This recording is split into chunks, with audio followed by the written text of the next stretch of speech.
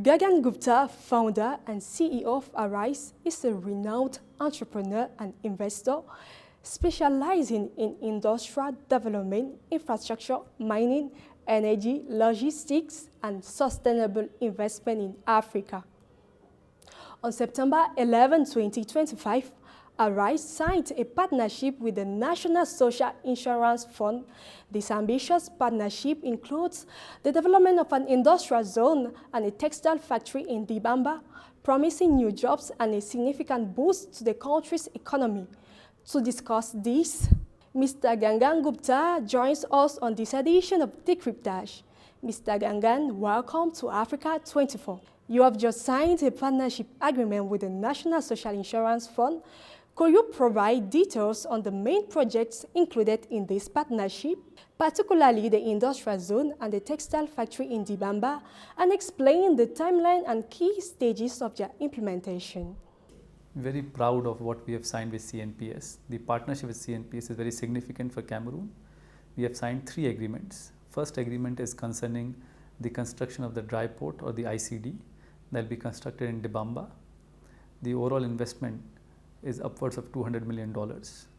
We expect it to be completed in about 18 months' time, and we expect it to create about 2,000 direct jobs.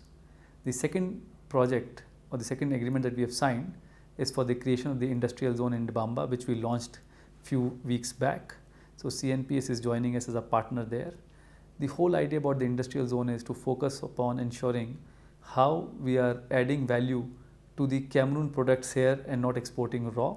So focus is going to be on timber transformation and transformation of other products, and also to see what Cameroon is importing, how we can produce locally.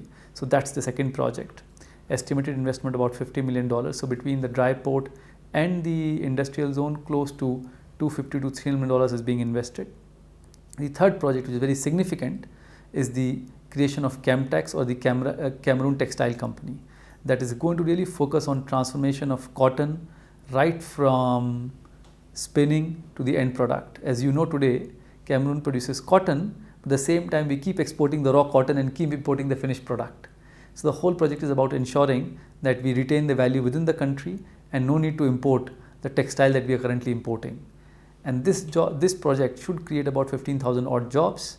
What we anticipate that this should finish by Q1 of 2028. Beyond the technical and financial aspects, what impact do you anticipate these projects will have on job creation in Cameroon, both direct and indirect, and more broadly on the country's economic development, especially in terms of industrial transformation and strengthening local competitiveness? So these projects will have impact in multiple forms and shape. If we talk specifically employment, as I was mentioning, just the textile project will create 15,000 direct jobs.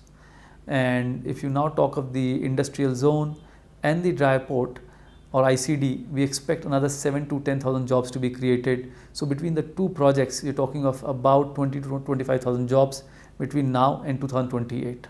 That's the first impact purely in terms of jobs. Second impact in terms of the GDP. So if you think from a GDP perspective, this raw cotton that you export, you get about $1 a kg. Now the same, when you convert it into finished product like a t-shirt, that's about $5 per t-shirt, and a t-shirt is about 250 grams, so that's $20 per kg. So now you're moving from $1 to $20 per kg. That's a massive value addition. Similarly, if you see today, by building the dry port ICD in Dibamba, you'll be able to decongest the road because all the traffic need not pass through it. You just accumulate there and then pass it in a much more organized manner. That's the second impact. I think the third impact also is it kickstarts the whole impact in terms of foreign exchange. For example, we spend money on getting, the textiles or pharmaceutical products. All these will start getting manufactured in the industrial zone. So multi-form of impact, and it also then stimulates the entire secondary industries around it.